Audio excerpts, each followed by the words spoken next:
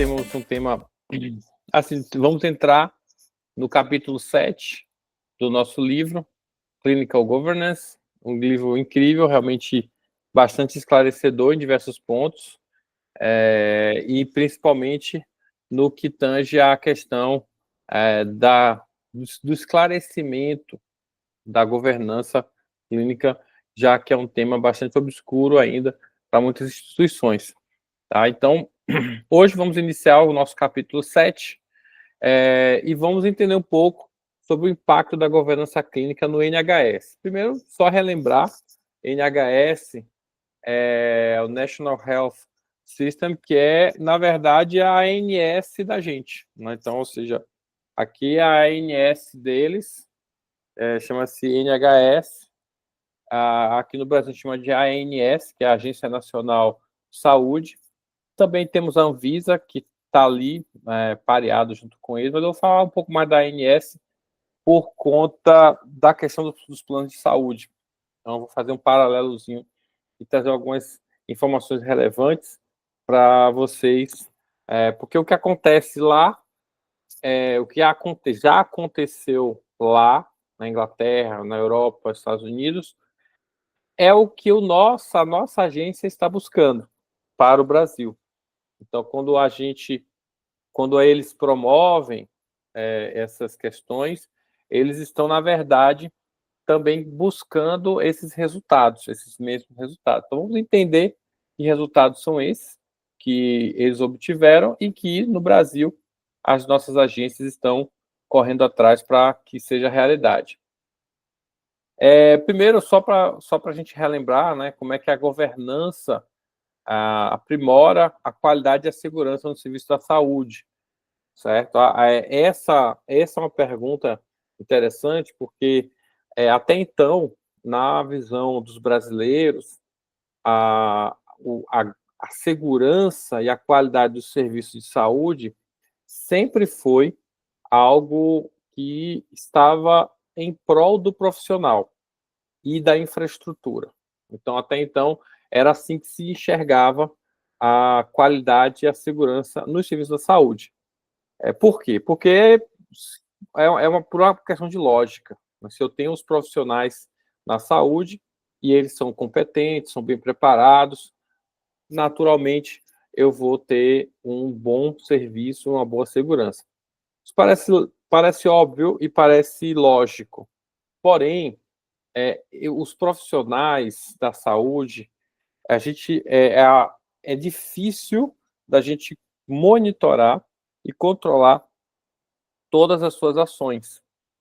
Então, faltava, claro que eu não estou descartando a importância deles, tá, gente? Pelo amor de Deus.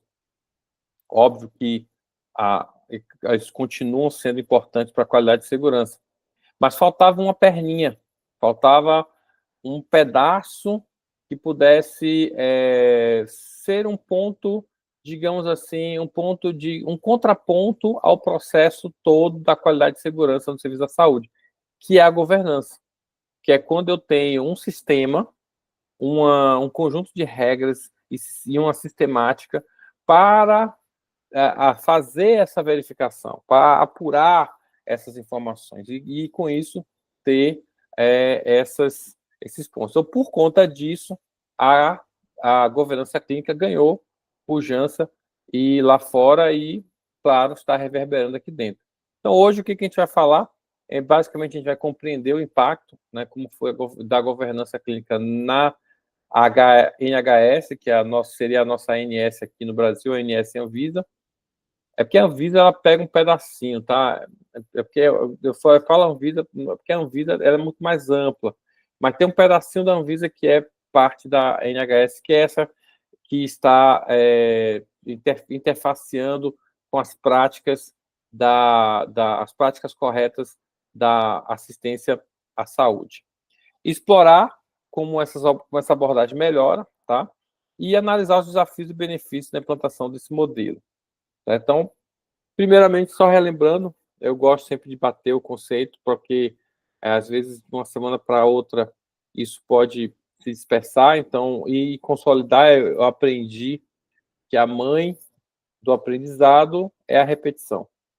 Então, só para relembrar, a governança clínica é um sistema de prestação de contas onde as organizações de saúde são responsáveis pela qualidade e atendimento e segurança, qualidade do atendimento, perdão, e pela segurança do quadro do paciente. Aí veja como já mudou o foco, né? Enquanto eu tinha uma visão anterior que me apontava para os profissionais e para as técnicas e a infraestrutura, eu agora estou apontando para as organizações, como organizações, como instituições que vão estar prestando contas dos resultados desse atendimento. Então, esse terceiro elemento ele entra no jogo para garantir essa padronização. Até porque, como eu falei, é difícil, por mais que hajam boas escolas, uma boa formação, cada vez mais tem sido difícil formar bons profissionais. A gente sabe que um modelo educacional já é um modelo defasado, não vamos nem entrar nessa seara, porque por mais que hajam tecnologias, mas ainda é um modelo cuja avaliação é questionável, a gente não tem como afirmar verdadeiramente que o conhecimento está com aquela pessoa, né? Porque as pessoas, às vezes, na hora que ele fez a avaliação, ele fez a prova, ele até sabia, mas ele não praticou, isso acabou se perdendo, e ele esquece, enfim. Né? Então, tem várias falhas no sistema de formação, mas é o que a gente tem hoje, e por conta dessas variabilidades, não apenas no Brasil, mas lá fora, a necessidade da governança clínica, ela emerge, né, dentro desse processo. Então, o objetivo principal da governança clínica é garantir a excelência clínica por meio das práticas baseadas em evidências, aprendizado contínuo e gestão eficaz. Então, entra agora uma sistemática para assegurar a boa prática por parte desses profissionais.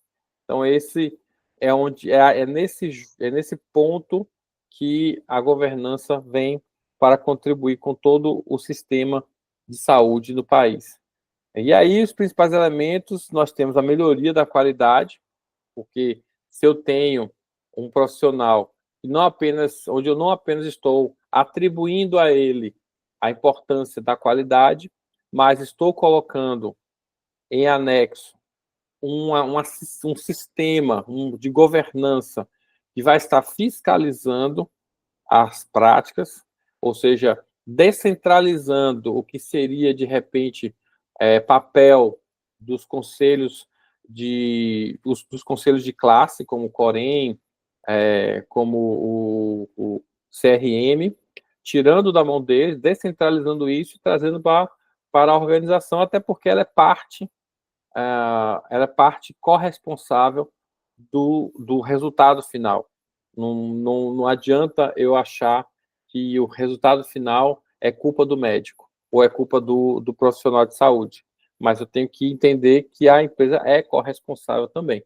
Então, por isso, a necessidade. E também, até uma forma de proteger a empresa, já que é difícil para os conselhos de classe manter uma fiscalização permanente a todos os profissionais, praticamente impossível, nada mais justo do que a própria organização assuma esse papel de estar fiscalizando a sua equipe, mesmo sendo médico, se eu sei que existe aí uma barreira gigante a ser vencida por conta dessa coisa do médico, que entende que é um ser que estudou e que tem autonomia de tomar decisões. Eu entendo que esse profissional tem essa dinâmica, porém, ele não é infalível. Se ele fosse infalível, tudo bem, mas infelizmente não é infalível e a gente precisa assegurar que não vai resvalar na empresa. Então, a melhoria da qualidade contínua é importante, a segurança do paciente, pelo mesmo motivo, a gente ter certeza de que as práticas corretas da medicina e da enfermagem estão sendo aplicadas naquela instituição é parte preponderante desse processo. a própria gestão de riscos, porque por mais que a gente tenha pessoas bem qualificadas, uma boa infraestrutura, antecipar situações sempre é bem-vindo no processo de governança, como a gente já falou em outros momentos. Tá? O engajamento do profissional, que também já tratamos, só estamos relembrando um pouco das aulas anteriores. O engajamento do profissional, porque naturalmente ele sendo um elemento fundamental para a prestação do serviço da saúde, ele está engajado no processo de governança, vai implicar em uma busca contínua pelo aperfeiçoamento das suas técnicas. Ele sabe que ele está sendo fiscalizado. E a transparência na prestação de contas. E essa é a parte mais difícil. E em todos os lugares que eu já fui, a transparência na prestação de contas é a mais dificultosa, porque é difícil para, muitas vezes, assumir o próprio erro. E existe um protocolo chamado Protocolo de Disclosure, que é difícil, é muito complicado, mas ele é ponto importante na governança. Assumir o próprio erro e quando o médico assina o protocolo de disclosure, ele está dizendo para a instituição e para a sociedade que se ele cometer um erro, ele vai assumir esse erro. Em resumo do protocolo de disclosure. É isso aí, é um protocolo que ele é praticamente um termo onde ele se compromete a falar sempre a verdade, nada mais que a verdade, mesmo que isso afete sua própria prática. Tá? Então, tem que realmente ter uma mentalidade extremamente de competência, né? Entender bem o que ele está fazendo e realmente assumir que ele realmente é bom o suficiente para não cometer o erro, mas mesmo quando ele cometer, ele ser humano e ético para assumir, isso é uma das partes mais difíceis, mas é parte do processo da governança. Bom, então eu vou contar um pouquinho a história como foi a evolução da governança clínica lá fora e depois fazer um paralelo aqui com a gente na questão da ANS, tá? Então, o histórico basicamente começa, né, a partir de 1998, quando o próprio Reino Unido, a Inglaterra, ela começa a fazer esse movimento em prol, por conta, muito mais por conta dos fatos que foram acontecendo, muitos erros médicos, um certo despreparo em alguns deles, erros que poderiam claramente ter sido evitados, que acabou levando à perda de vidas ou à mutilação de pessoas.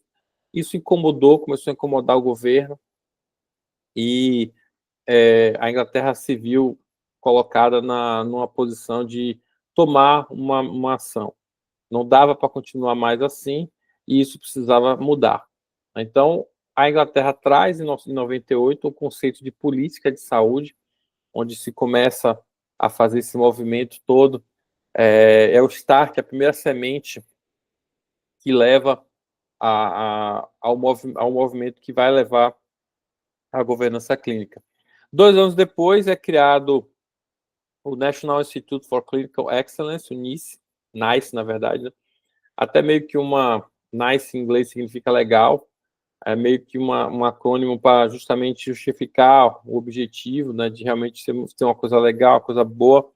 E esse Instituto Nacional de Excelência Clínica, ele começa a iniciar seus estudos na busca por melhorias na legislação, melhorias na prática, incentivo a pesquisas científicas, e isso vai trazendo resultados, até que em 2004, já fruto desse trabalho, há a implementação do Sistema de Segurança do Paciente, o NPSA, que é um sistema onde ele já mais robusto, é parecido com o Notivisa, mas um pouco mais completo do que o Notivisa, porque aqui não é só a questão de notificação, mas tem também toda uma questão de monitoramento, e mapeamento de diversas questões da área de saúde da Inglaterra.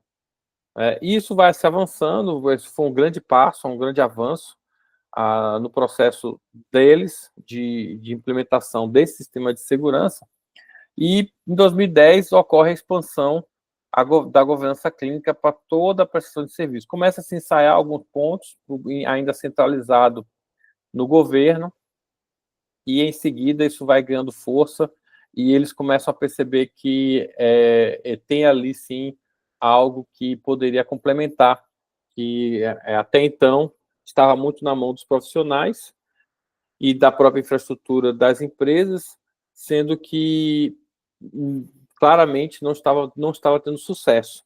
Então, quando o governo cria o NICE, né, e também implementa, a partir desses estudos, o sistema de segurança do paciente, o governo cria ali uma infraestrutura que vai permitir a fiscalização estatal, por parte do Estado, das empresas das instituições de saúde, né? E isso, claro, vai causar um movimento dentro do país, no sentido de que, bom, se o governo aperta as fiscalizações, se o governo começa a estreitar o cerco com relação às práticas da medicina, naturalmente, as instituições que não querem perder mercado, que não querem ser multadas, que não querem sofrer problemas com a sua imagem, elas vão naturalmente se movimentar. E aí, os conceitos de governança, eles começam a tomar força, e de uma forma orgânica, a partir desse movimento do Estado. O Estado ele faz esse movimento, que é realmente o papel mesmo, né? O Estado ele precisa ser um elemento propulsor de determinadas situações, principalmente quando o mercado não é capaz de, por si só, dar conta. Quando o mercado não é capaz de dar conta das questões das melhores práticas e do que precisa ser feito, é onde o Estado tem que entrar, não o contrário, né? Nunca tem que ser o contrário. Primeiro, sempre, o movimento do mercado. Uma vez que o mercado não reage, em 98, né? Então, não há uma reação orgânica por parte do mercado, o Estado entra e cria uma infraestrutura que vai modificar a forma de enxergar a prática e a conduta dentro do país. E aí, naturalmente, em 2010, inicia-se um movimento, né, de governança clínica na parte da geração da prestação de saúde. E quais foram as mudanças principais que foram observadas a partir dessa estrutura simples, né, como a criação do NICE e também do sistema de segurança do paciente? Primeiro delas, a maior transparência, né? A partir do momento que existe não apenas a notificação, mas uma fiscalização mais acerrada por parte da NHS e do NICE, né, em cima das estruturas, e isso torna-se público, torna-se aberto à sociedade. Essa maior transparência, ela vai promover uma redução dos erros médicos. Porque uma coisa, gente, não é só uma coisa é uma coisa humana, não é só uma coisa exclusiva do Brasil. Se eu quer dizer que se o brasileiro fosse fiscalizado, ele seria mais rigoroso. É qualquer ser humano, gente. Qualquer ser humano face da Terra, se ele sabe que ele está sendo se existe uma fiscalização que está ali por trás, tentando observar suas práticas, é natural que haja uma atenção maior e também uma busca pelo conhecimento. Então, isso começa, então, por parte do governo, mas que reverbera nas empresas que passam a buscar essa chamada governança, que até então estava um pouco obscuro, mas eles começam a tentar materializar o que seria, então, essa tal de governança.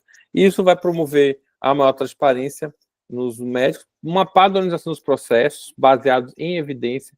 Então, a partir do momento que as ocorrências elas começam a ser relatadas, notificadas, e o órgão, o UNIS, começa a se movimentar em prol de uma investigação rigorosa, profunda, técnica, e que na busca de elementos que possam estar orientando melhor essas práticas, naturalmente a tendência é que elas passem a ter um padrão institucional, porque o que funciona num lugar vai começar a funcionar no outro, e no outro, e no outro, e isso vai ter um efeito dominó, vai se passando para as outras, e como o órgão ANS, a ANS não, a NHS, ela começa a promover isso e transparecer isso para a sociedade, naturalmente as empresas começam a observar essas boas práticas e puxar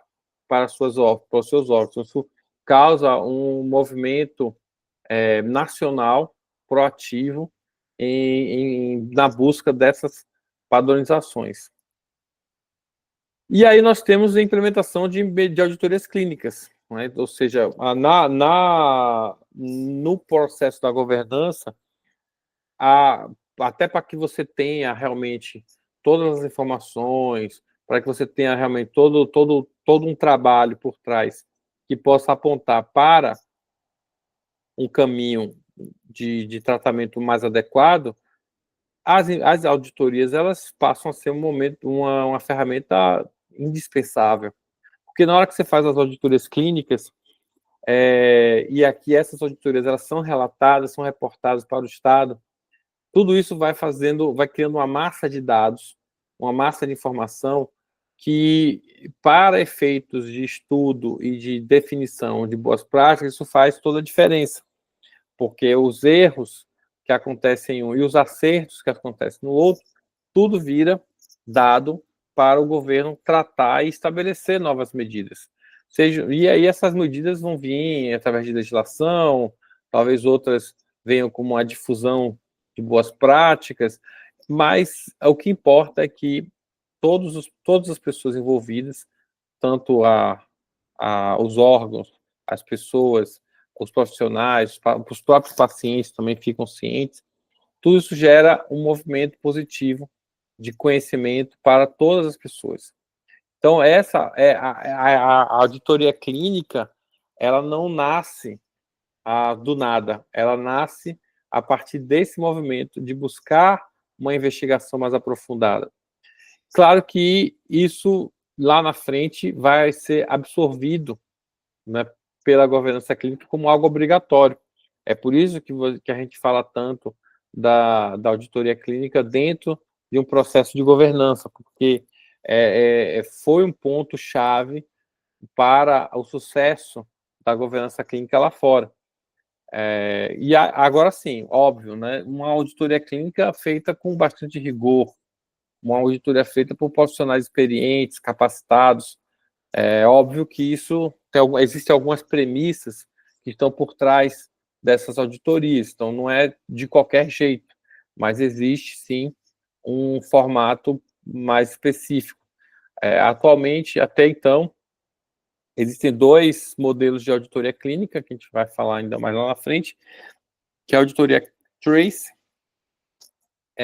que é uma auditoria que você pega o processo de ponta a ponta, de forma horizontal, e a auditoria pontual, que é uma auditoria específica, onde você faz uma amostra grande, busca uma amostragem grande, apenas de uma parte do processo assistencial. Então, esse fluxo de trabalho, onde você tem uma análise horizontal, né, pegando todos os processos, e depois uma análise vertical, buscando uma amostragem grande de cada processo, acaba gerando um fluxo virtuoso de melhoria, não apenas para aquela instituição, mas para o país inteiro.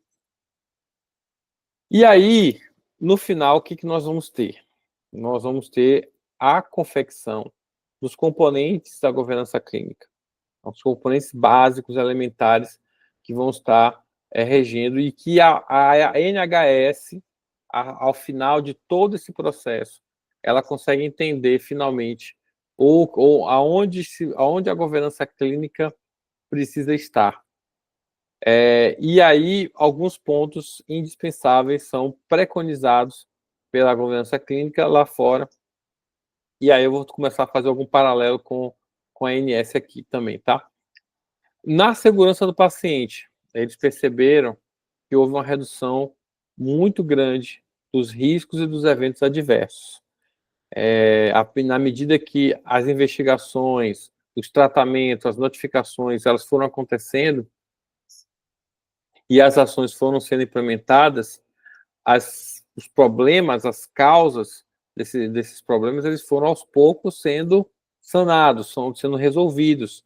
E isso fez com que novas situações similares não voltassem a gerar o resultado negativo. Ao contrário, passaram a compor um cenário mais positivo, né, da segurança do paciente. E aí, isso é um ponto-chave, porque se a segurança do paciente aumenta, o que acontece com o custo para o país? O custo diminui, o custo da saúde fica menor.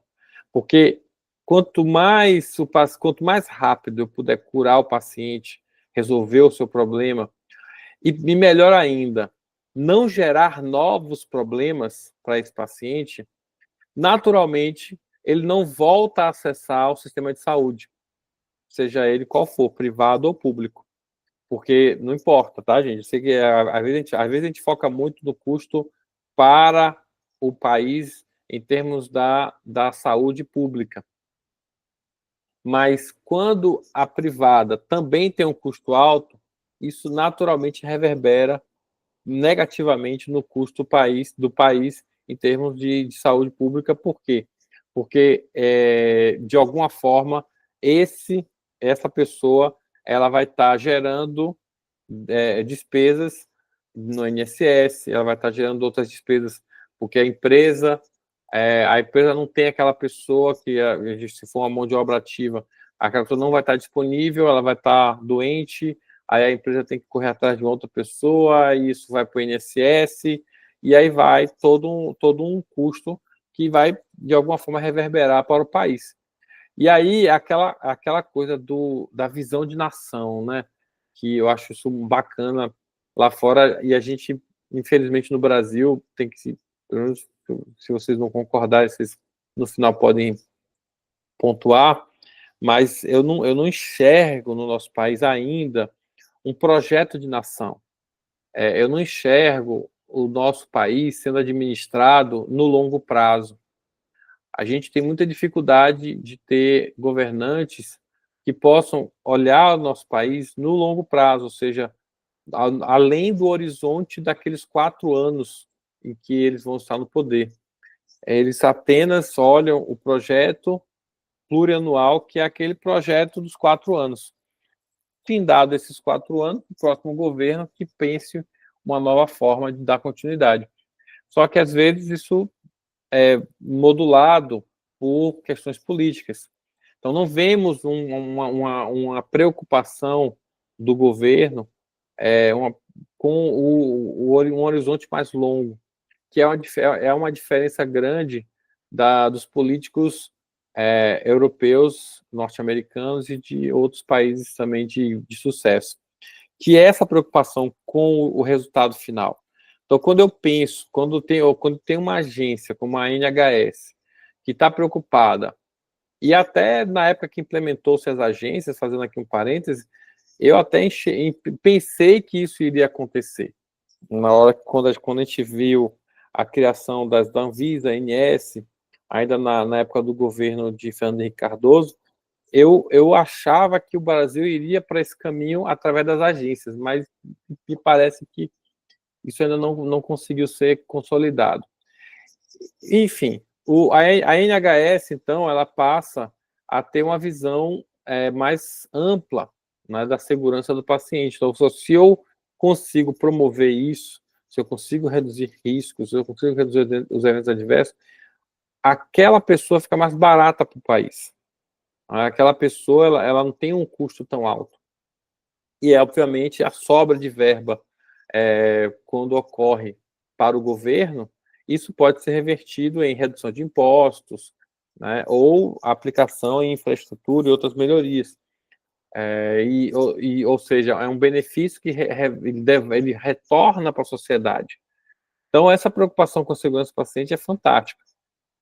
E eu vejo no nosso país a ANS, a Anvisa, preocupada, mas, assim, não é uma preocupação, digamos, como é que eu posso afirmar? Não é uma preocupação que é uma preocupação que fosse primordial para eles. Porque quem tem acesso ao Notivisa, por exemplo, é um sistema bastante arcaico. É um sistema arcaico e limitado, que precisa de uma renovação estrutural, mas que até hoje não aparece, ele não consegue. Já a ANS, eu já vejo um movimento um pouco mais positivo. A ANS, ela recentemente, em 2022, ela promulgou a RN 501, que é uma resolução normativa, que, no final das contas, ela é uma acreditação para planos de saúde. Então, ou seja, a ANS ela criou uma acreditação, tipo a ONA, né, ISO, para planos de saúde, visto que não existe até então nenhuma acreditação específica para plano de saúde, nunca teve. A ANS resolveu criar um, e dentro do escopo, quando você começa a ler, eu li essa acreditação, achei muito interessante, você vê vários pontos interessantes. Por exemplo, a busca por uma rede de credenciados acreditados, ou seja, uma preocupação e um movimento da ANS para que os planos de saúde comecem a escolher como parceiros da sua rede credenciada instituições, empresas que tenham acreditação ONA ou ISO 9001. Por quê? Porque essas normas elas já começaram a fazer o movimento de governança clínica. A norma ONA um pouco mais na frente do que o ISO. O ISO ainda está muito incipiente, até porque o ISO ele é muito abrangente. Então a norma ela já fez, a ONU ela já fez esse movimento. Outras normas internacionais, como o Quemento, também já fizeram isso. Já é muito robusto os critérios de governança. Mas você pegar uma ANS, que é um órgão do governo, criando uma estrutura como o RN 501, e fazendo dele uma estrutura de cobrança, né, para os planos de saúde, é uma forma do Estado tentar fazer algo similar ao que a Inglaterra fez, de buscar uma forma de tentar movimentar os seus players para um movimento em prol da governança clínica. Então, esse é um ponto interessante, né? O outro ponto também correlato, que acaba também reverberando positivamente nisso, é a efetividade clínica. O uso de protocolos baseados em evidências. Não adianta, não é mais o achismo do médico, não é mais a percepção ou o sentimento dos profissionais. A gente tem que ter evidências científicas. Então, essa promoção dessas evidências, ela fez com que as investigações também pudessem ser mais eficazes. Nesse ponto aqui no Brasil ainda temos que caminhar mais um pouco. O movimento da ANS e da Anvisa para que os protocolos sejam baseados em evidência ainda é incipiente. Como eu falei, a governança clínica, quando você pensa ela no Brasil, ela ainda não está no nível de maturidade que está lá fora. Esse é um ponto onde eles ganham muito mais, ganham na gente. Porque quando você pega um prontuário, por exemplo, já peguei vários, você vê que as anotações, as evoluções são rasas. Muitas vezes é como se ele estivesse falando para ele mesmo. Ele que escreveu, ele sabe o que ele escreveu, ele sabe o que está ali. Mas uma outra pessoa que venha fazer uma auditoria, fazer uma investigação para tentar identificar novas formas de prevenção de doenças ou melhoria da segurança do paciente, elas são extremamente rasas. São anotações extremamente rasas, com pouco conteúdo e que é pouco contudo relevante para uma investigação. Às vezes ele é interessante para o processo terapêutico. Tá, ali está anotado o que aconteceu, mas às vezes o que está por trás de um número, por trás de uma observação, no pensamento do médico, não está ali na evolução. Então, esse é um ponto importante. Como é que ele chegou naquele raciocínio clínico? Né? Que elementos levou ele a diagnosticar isso ou aquilo? Isso é muito carente, muito fraco nos prontuários aqui no Brasil. Porque lá fora eles fazem um relatório um pouco mais robusto, até para apresentar as evidências. Não é tipo, não é um achismo meu, que eu acho que você tem isso. Não. Ó, as evidências são essas aqui, ó. O exame apontou essa deficiência, foi identificado na percepção da pele, isso, e foi e durante a entrevista o paciente apontou dores aqui, acolá. Diante desse cenário todo, o diagnóstico mais provável é que seja esse aqui. E aí ele vai para o tratamento. Então, ou seja, é uma evolução muito mais robusta. Para o quê? Para justamente apontar essa efetividade clínica. Muitas vezes é difícil de você saber se realmente houve uma efetividade clínica ou se realmente a evolução do paciente foi algum outro aspecto não identificado. Tá? Então, isso aqui eles resolveram muito bem. Outro ponto que é fundamental é a própria experiência do paciente. Quando você sabe, no Brasil é muito comum a gente ter aquela sensação de que eu tenho que ficar o mínimo de tempo no hospital, porque se eu ficar muito tempo lá, eu vou acabar pegando outra coisa. Imagine, né, gente? Olha só que coisa absurda. Quer dizer, o lugar que era para ser visto como ponto de cura, um local de cura, é um local onde ele é visto como um local que, se eu ficar muito tempo lá, eu vou contrair outras coisas. E aí existem diversos relatos vocês devem conhecer também, eu tenho relatos de situações que a pessoa demorou muito tempo no hospital, acabou pegando outras coisas e às vezes até foi a óbito por causa dessas outras coisas. Meu avô mesmo foi isso, quebrou, ele caiu, acabou, não foi nem quebrou o fêmur, ele apenas fez uma fissura no fêmur, estava sentindo um pouco de dor por isso, e só que idoso, para calcificar uma fratura, demora um pouco mais. E aí resolveu-se deixar ele mais tempo no hospital. O tempo suficiente para ele pegar a infecção e morrer. Então, quer dizer, até que ponto, como é que é isso, gente? Como é que nosso país tem uma situação dessa? Beira o absurdo. Então, que experiência é essa que a gente tem? As pessoas têm medo de ir no médico.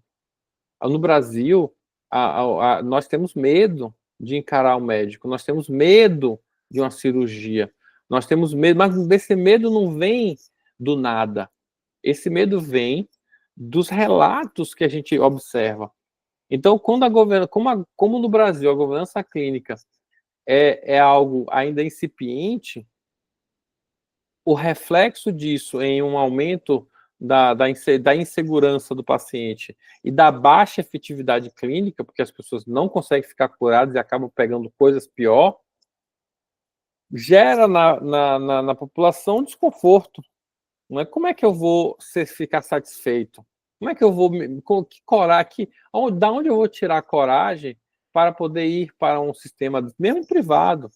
Tá? Tem hospitais aqui na Bahia que são bastante mal falados, mal vistos, por conta da recorrência de situações que às vezes até beira uma insignificância, no sentido de que erros tolos, erros banais, erros basais não deveriam estar acontecendo. E às vezes acontecem. Né? Então, cadê a governança clínica efetivamente funcionando para garantir uma maior eficiência e segurança, e isso reverberar na população de forma positiva? Lá fora, as pessoas não têm medo de ir para o médico. Ao contrário, elas têm medo de não ir para o médico. Lá fora, nos Estados Unidos e Europa, eles têm medo de ficar em casa. Vamos para o médico, vamos lá, que lá eu sei que lá eu vou ser bem tratado, eu vou ter segurança, eu vou ter eficácia, então a experiência muda. É óbvio que ninguém quer ficar passeando em hospital, mas saber que você pode ir para um hospital e ter um atendimento digno e eficaz, isso muda tudo na história da sociedade. Hoje a gente tem realmente medo no Brasil. Então, esse elemento ainda não está resolvido no país. E a governança clínica é o caminho? Eu não tenho dúvida. Eu não tenho dúvida que o caminho é a governança clínica. Mas há uma letargia gigante nas ações estatais. Enquanto que você vê... vejam a dinâmica. Eu apontei entre 1998 a 2010. Ou seja, uma distância de 12 anos muda-se a realidade de um país. Aqui tem quanto tempo que tem a ONA? Já vai mais de 12 anos, gente. A ONU não é um órgão novo. A ANS já tem quantos anos no Brasil? A Anvisa já tem quantos anos no Brasil? Mudou alguma coisa? Mudou. Não tô descartando. Claro que mudou. Mas com que velocidade? Né? Enquanto que na Inglaterra, em 12 anos, muda-se toda a realidade do país, aqui a gente leva muito mais tempo para conseguir o resultado. E aqui a gente ainda não conseguiu. Então, temos esse problema com relação à experiência do paciente. E as auditorias clínicas, que até então, elas estão chegando no nosso país por uma questão, por obrigação de requisito de acreditação, não por uma questão orgânica baseada no movimento que o Estado fez, né, de criação de estruturas para a segurança do paciente. As empresas estão chegando a ter essas auditorias clínicas, mas muito mais por uma questão de requisito do que realmente uma questão de apoio, né? Treinamento e educação, capacitação constante de profissionais de saúde, mas aqui tem um parêntese, tá? Lá fora, as próprias profissionais se fazem esse movimento. Aqui parece que a gente tem que empurrar as pessoas no Brasil. No Brasil, parece que as pessoas lêem um livro, é um peso gigante. O que eu mais encontro, infelizmente, ainda no nosso país, é que parece que a responsabilidade por educar e treinar é da empresa, é do hospital. Não é. Eu digo que é 50%. Metade é responsabilidade do hospital, da clínica, ok. Mas a outra metade é a pessoa, é o profissional. E isso lá fora já reverbera de uma forma orgânica. As pessoas buscam conhecimento, as pessoas buscam informação. Aqui a gente parece que tem que empurrar. E mesmo assim, vai porque não está obrigado, não é porque está afim.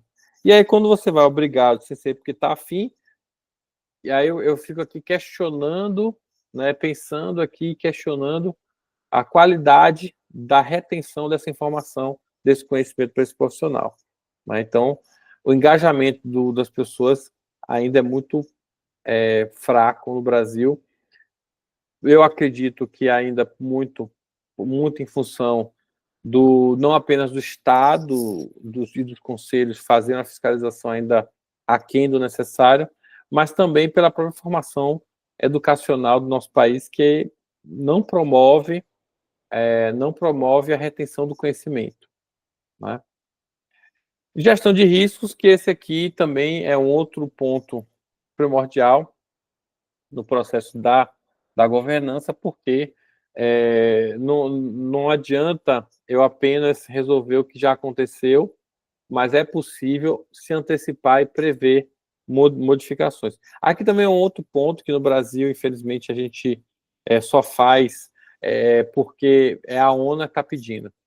A gestão de riscos ela deveria ser algo tão importante quanto a gestão financeira, quanto a gestão de marketing, quanto a gestão dos leitos, da gestão da recepção, enfim. Gestão de risco era para ser um ponto tão importante quanto esses, porque se eu me antecipo aos riscos, eu reduzo o custo da empresa, mas as pessoas no Brasil a gente não enxergam, lá fora isso emerge de forma orgânica a partir das instituições. Aqui a gente tem que empurrar a goela abaixo uma gestão de riscos a partir de um requisito. Eu tenho que cumprir o requisito, né? Fazer o quê? Né? Como se fosse assim, só estou fazendo mesmo porque isso aqui é para poder ganhar o certificado da ONU. Senão, não faria. Então, ou seja, nessa retórica, não há outra percepção, outra análise, senão a de que realmente as pessoas não entenderam ainda a importância da gestão de risco aqui no Brasil. Lá fora já foi. Né? Então, qual foi o impacto da governança clínica na NHS? Então, os principais benefícios: redução de erros médicos, drástico. E olha, horizonte de 12 anos, tá, gente? 1998 a 2010. Tá? Então, no horizonte de 12 anos, mudou-se a realidade da saúde de lá. Aqui, estamos ainda no processo, né? Buscando isso. Melhoria da eficiência operacional, então, ou seja, se minha operação do serviço da saúde melhora, eu reduzo o custo do país. Olha o impacto positivo, né, que quando a NHS buscou isso e trouxe, formatou esse processo e entregou para a sociedade isso de uma forma organizada, a sociedade bebeu dessa fonte e o resultado apareceu. Então, maior eficiência operacional no serviço da saúde, claro que isso reduz o custo do país, os gastos do Estado com relação à saúde e aí a outros gastos também indiretos, naturalmente isso reverbera positivamente na economia. O aumento da satisfação dos pacientes, claro, né? O pessoal estava o inglês estava começando a ficar com medo de para igual agora, né? Parece que está caindo avião toda semana, toda hora eu vejo um avião caindo não sei aonde, está caindo avião igual, nunca caiu tanto avião nos últimos, acho que 1 ou 2 meses. Daqui a pouco o povo vai começar a ficar com medo de andar de avião, sendo que o avião é extremamente seguro. A mesma coisa estava acontecendo na Inglaterra, né? O pessoal começando a ficar com medo de ir para o hospital, porque estava acontecendo diversas situações que não eram para estar acontecendo quando você pensa, né, na saúde. E aí a ANS promove essa mudança com a governança clínica, obviamente gerou um aumento da satisfação dos pacientes, para os ingleses voltaram a ter confiança nas suas instituições de saúde. E, claro, né, uma cultura que até, por incrível que pareça, até então não existia, até porque sem a governança clínica, o foco era apenas o profissional e a infraestrutura, você passa a ter uma gestão, né, que a governança acaba contribuindo, é que você tem uma gestão. E a NHS, ela passa a ter uma gestão também sobre a saúde no país, com indicadores de desempenho. Ela tem hoje informações do país inteiro, né, com relação não apenas a notificações, mas diversos aspectos de riscos, de melhorias, enfim, de práticas e as melhores condutas éticas e médicas para as questões mais adversas, que, obviamente, o que um faz lá, a NHS promove isso para todo mundo. Então, ao invés de apenas notificar os eventos adversos, que é o que hoje a nossa Anvisa e INS faz no nosso processo, ela também pega os cases de sucesso e divulga para outros médicos e outras instituições. Né? Então, aqui temos alguns exemplos reais. Né? Então, redução de infecções após implementação de protocolos rígidos de higiene, né? E tudo mais. Né? Diretrizes clínicas começaram a aparecer cada vez mais robustas, implementação de protocolos baseados em evidência, auditorias clínicas cada vez mais robustas e melhores, melhorando a identificação nas áreas E, obviamente, criando benchmark, isso aqui é uma coisa legal, né, onde você pode identificar como está o desempenho das unidades de saúde e buscando naqueles que estão mais baixos, o desempenho está um pouco mais inferior, promoções, a própria NHS promovendo melhorias para aquelas instituições que estão um pouco mais abaixo, mas que podem estar com a ajuda, com o apoio na identificação dos problemas, melhorar e, como um todo, subir a qualidade da saúde. Né? E, obviamente, esses benchmarks, eles são monitorados e geram também indicadores de qualidade, KPIs, que estão sempre monitorando a performance do país, né, das instituições de saúde, que não se negam a compartilhar, tá? Na Inglaterra, não se negam a compartilhar seus números, porque elas sabem que, ao compartilhar, elas entendem que elas também estão ajudando o nosso país. É o que o Albert Einstein faz hoje, só que o Albert Einstein faz sozinho. O Albert Einstein hoje é uma grande referência no Brasil. Para mim, um hospital que é tão bom quanto os internacionais, mas só tem ele no Brasil. É o único hospital no Brasil que divulga as suas práticas, os protocolos. Para vocês terem ideia, os protocolos clínicos e os procedimentos do Albert Einstein estão todos disponíveis. Quem quiser lá pegar, pega. Ele não, sabe aquela coisa, eu criei aqui um conceito, mas que não adianta Albert Einstein, ficar com ele sozinho. Eu quero que todo o Brasil possa também beber dessa fonte. Mas poucas pessoas também sabem. Mas era para o Albert Einstein estar fazendo isso? Ou era para a ANS e a Anvisa estar fazendo? Então, a gente ainda tem algum caminho a percorrer nessa direção. E, obviamente, educação e treinamento na formação contínua, né, das equipes médicas e da formação, que também é algo que deveria estar sendo fomentado pela própria ANS e pela Anvisa. E hoje temos o Albert Einstein, que faz consultoria, que tem alguns treinamentos também que são gratuitos, o Albert Einstein, outros não, outros são pagos, mas tem alguns gratuitos, e também tem, como eu falei, protocolos clínicos disponíveis, acessíveis para qualquer pessoa no Brasil, qualquer entidade ler e, se achar conveniente, trazer para dentro do seu sistema da qualidade, né? Bom, existem alguns desafios, né, claro, né, as principais barreiras é a resistência cultural. Acho que no Brasil a gente vai sempre ter esse tipo de dificuldade, porque a formação de base ainda ainda carece de uma formação voltada para a promoção dos estudos. A gente vê uma dificuldade grande nas pessoas terem prazer em estudar. Também a própria situação das mudanças por parte dos profissionais, principalmente profissionais mais antigos. Recursos limitados, a gente sabe que no Brasil ainda falta muito investimento. E, é claro, uma estrutura dessa exige investimento, exige tecnologia, e isso nem sempre é acessível para todas as instituições, mesmo sabendo que na área de saúde existe um ticket razoavelmente alto, mas mesmo assim ainda há algumas barreiras nesses investimentos.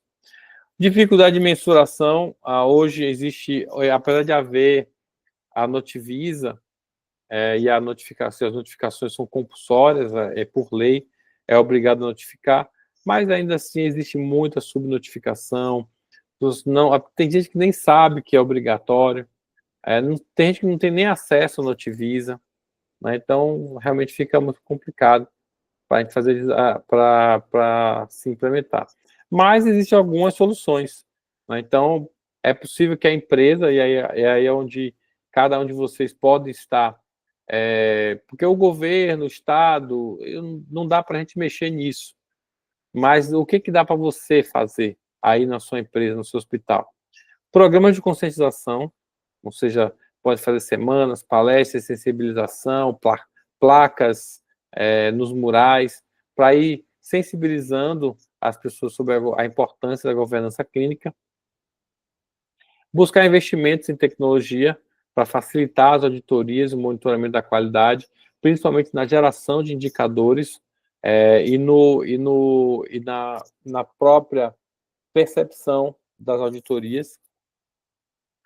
Aprimoramento da comunicação entre os gestores e profissionais, muito importante que eles tenham algo que seja azeitado e que a comunicação seja eficaz e holística, né, para todos, né?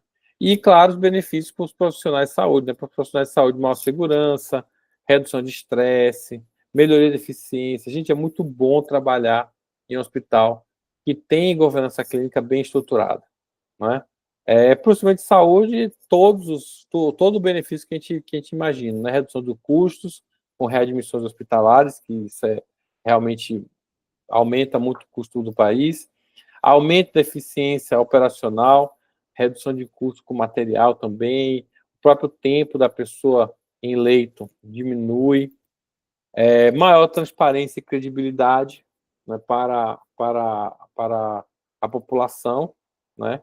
E, claro, né, alguns cases de sucesso, né, que o livro aponta, né, redução de erros médicos, a governança clínica promoveu, né, uma redução de 30% nos erros em cirurgia, lá na Inglaterra.